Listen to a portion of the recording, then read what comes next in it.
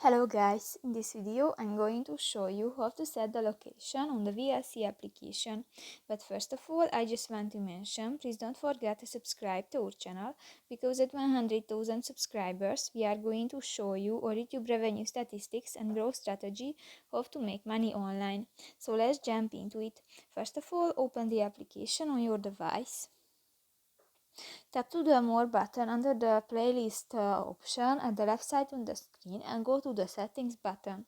Scroll down and in the Extra Setting section you can find the first option, the interface. Here go to the third option, the Set Locale, and here you can select different countries and just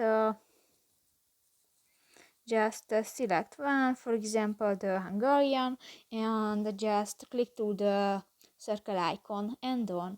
So that's pretty much it for this video guys. See you in the next one. Bye bye.